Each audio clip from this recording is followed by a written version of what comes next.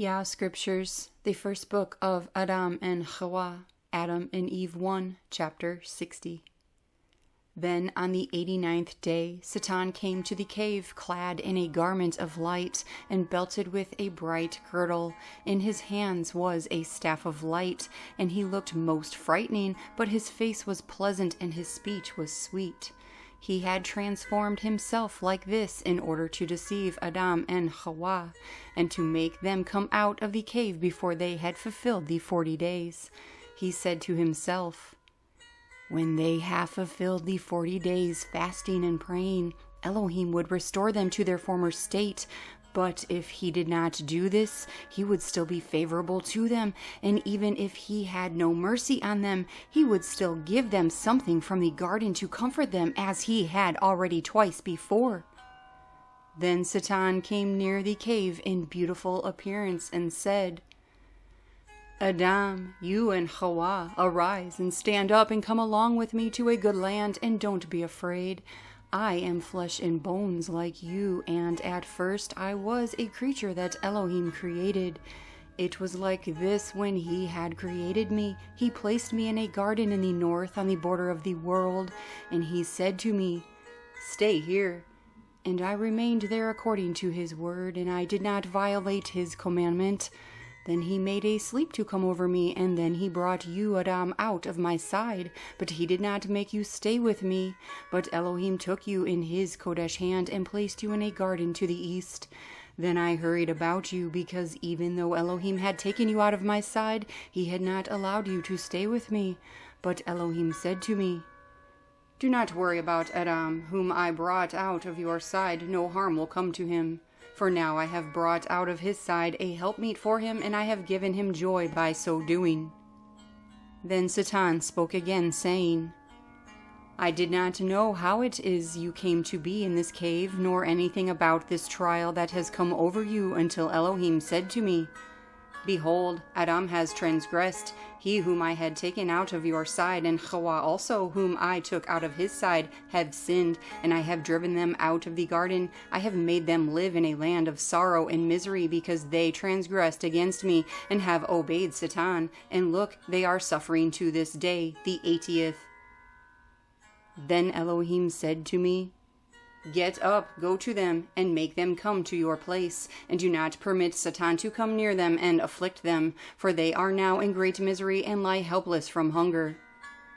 He further said to me, 'When you have taken them to yourself, give them to eat of the fruit of the tree of Chai, and give them to drink of the water of peace, and clothe them in a garment of light, and restore them to their former state of favor, and leave them not in misery, for they came from you. But grieve not over them, nor be sorry of that which has come over them.' But when I heard this, I was sorry, and my heart could not bear it for your sake, and I could not wait, my child.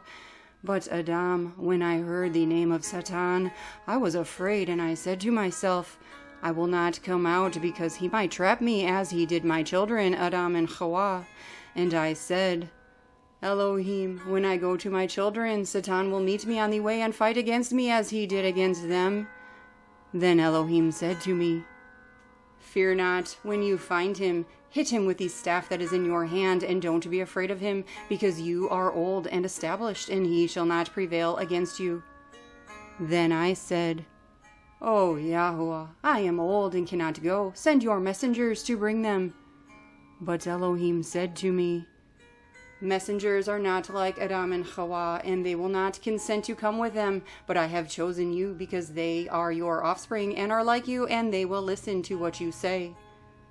Elohim said further to me, 'If you don't have enough strength to walk, I will send a cloud to carry you and set you down at the entrance of their cave.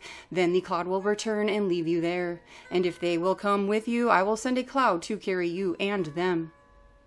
Then he commanded a cloud to carry me up, and it brought me to you, and then it went back. And now, my children, Adam and Hawwah, look at my old gray hair, and at my feeble state, and at my coming from that distant place. Come with me to a place of rest.' Then he began to cry and to sob before Adam and Hawwah, and his tears poured on the ground like water. And when Adam and Hawwah raised their eyes and saw his beard and heard his sweet talk, their hearts softened towards him, and they obeyed him because they believed he was true. And it seemed to them that they were really his offspring when they saw that his face was like their own, and they trusted him. The first book of Adam and Hawwah, Adam and Eve 1, chapter 61. Then Satan took Adam and Hawwah by the hand and started to lead them out of the cave. But when they had gone a little way out of it, Elohim knew that Satan had overcome them and had brought them out before the 40 days were ended, in order to take them to some distant place and to destroy them. Then the word of Yahweh Elohim again came and cursed Satan and drove him away from them. And Elohim began to speak to Adam and Hawwah, saying to them, "What made you come out of the cave to this place?" Then Adam said to Elohim, "Did you create a man before us? Because when we were in the cave, there suddenly came to us a friendly old man who said to us, 'I am a messenger from Elohim to you to bring you back to some place of rest.'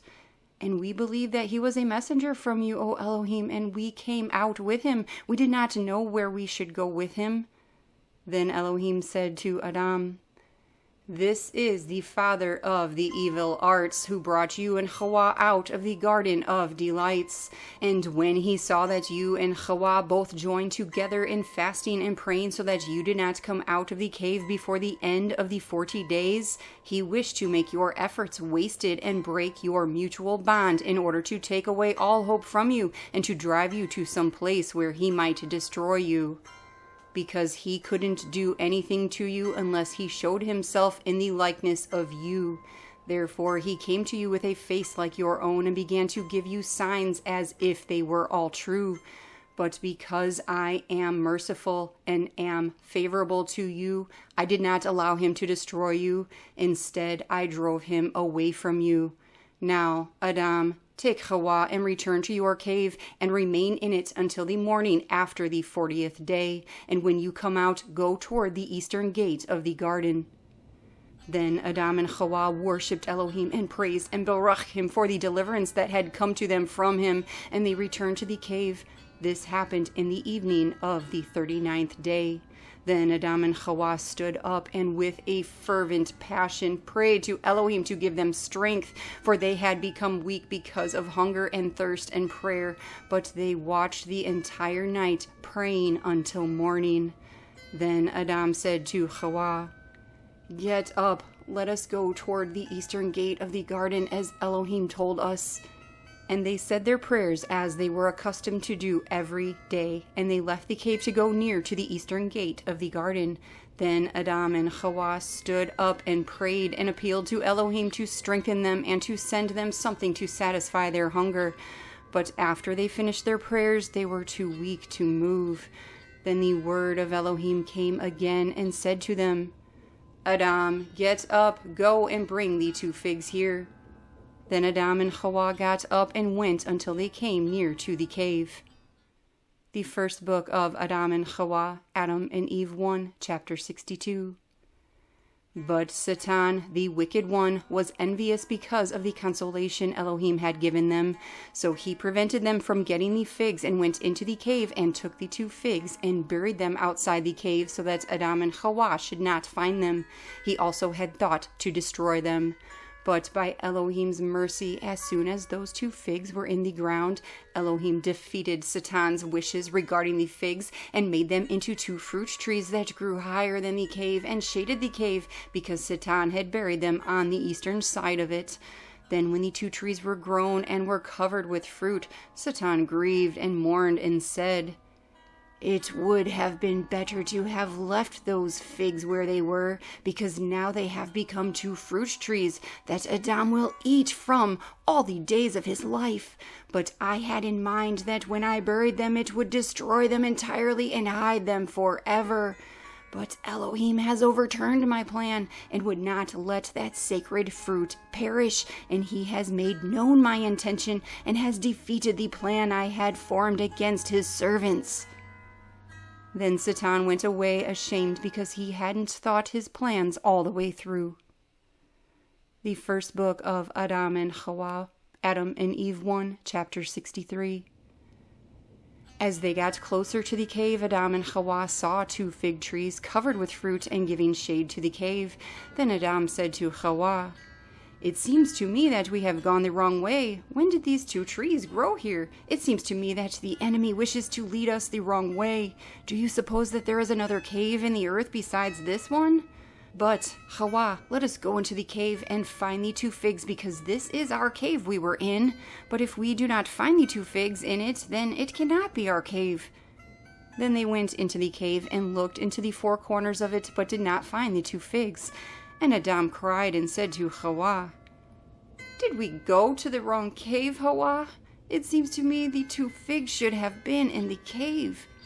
And Hawwah said, "I do not know."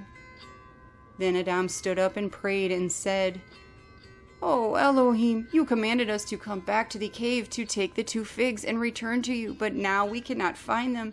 Elohim, have you taken them and planted these 2 trees, or have we lost our way in the earth, or has the enemy deceived us?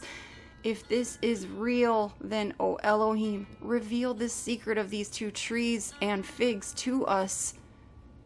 Then the word of Elohim came to Adam and said to him, "Adam, when I sent you to bring back the figs, Satan went ahead of you to the cave and took the figs and buried them outside east of the cave, thinking to destroy them by not sowing them with good intent. It wasn't because of him that these 2 trees have immediately grown up, but I had mercy on you, and I commanded them to grow, and they grew to be 2 large trees that would give you shade by their branches, and you should find rest, and by this I made you see my power and my marvelous works. And also I showed you Satan's cruelty and his evil works. Ever since you came out of the garden, he has not ceased for a single day from doing you harm in some way, but I have not given him power over you." And Elohim said, "From now on, Adam, rejoice because of the trees that you and Hawwah can rest under when you feel weary, but do not eat any of their fruit or come near them." Then Adam cried and said, "Elohim, will you kill us again, or will you drive us away from your face and cut off our life from the face of the earth? Oh Elohim, I beg you, if you know that these trees bring either death or some other evil, as they did the first time, root them up from near our cave and leave us to die of the heat or hunger or thirst. For we know your marvelous works, O Elohim, that they are great, and that by your power you can bring one thing out of another without the thing's consent. For your power can make rocks to become trees, and trees to become rocks." The first book of Adam and Hawwah, Adam and Eve 1, chapter 64. Then Elohim looked at Adam and at his strength of mind and at his ability to endure hunger, thirst, and heat, and he changed the 2 fig trees into 2 figs as they were at first. Then he said to Adam and Hawwah, "Each one of you may take 1 fig." And they took them as Yahweh commanded them, and he said to them, "You must now go into the cave and eat the figs and satisfy your hunger, or else you will die." So they went into the cave about sunset as Elohim commanded them, and Adam and Hawwah stood up and prayed during the setting sun. Then they sat down to eat the figs, but they did not know how to eat them because they were not accustomed to eating earthly food. They were afraid that if they ate, their stomach would become heavy and their flesh thickened and their hearts would begin to crave earthly food.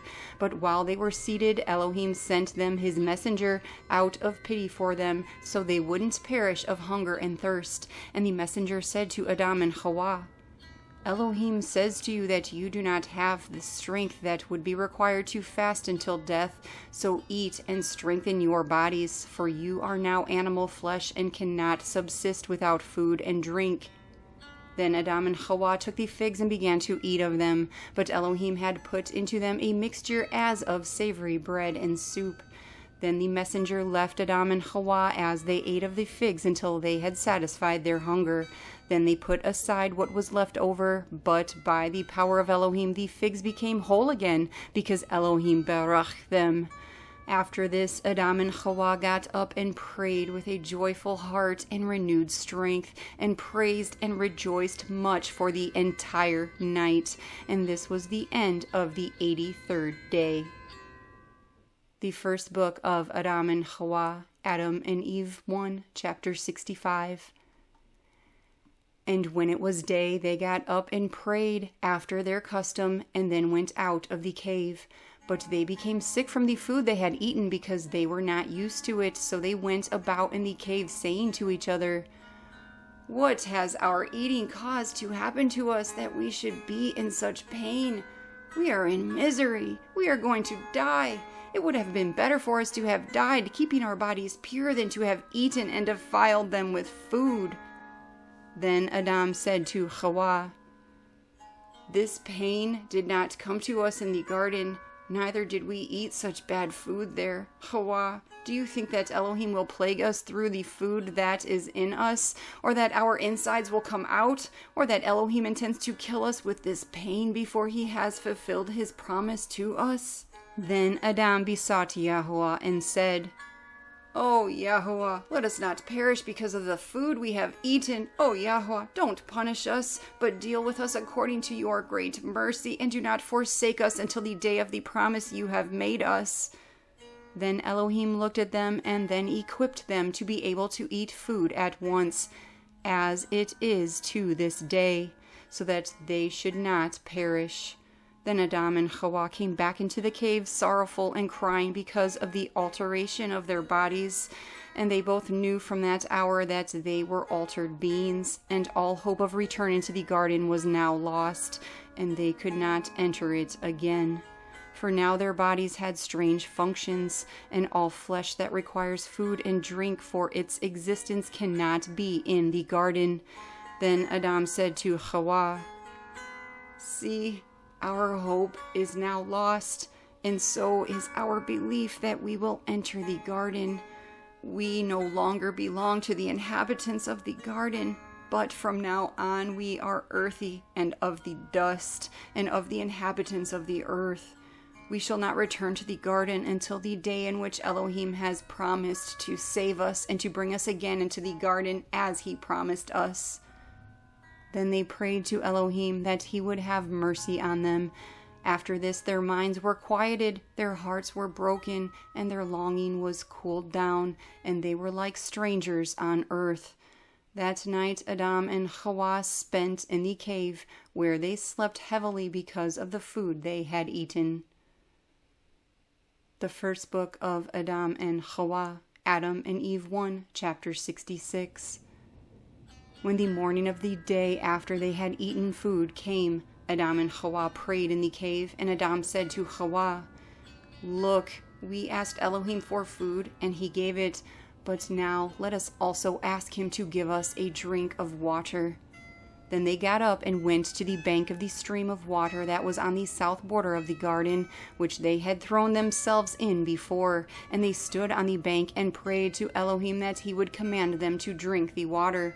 Then the word of Elohim came to Adam and said to him, "O Adam, your body has become brutish and requires water to drink.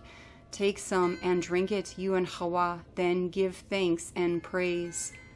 Adam and Hawwah then went down to the stream and drank from it until their bodies felt refreshed.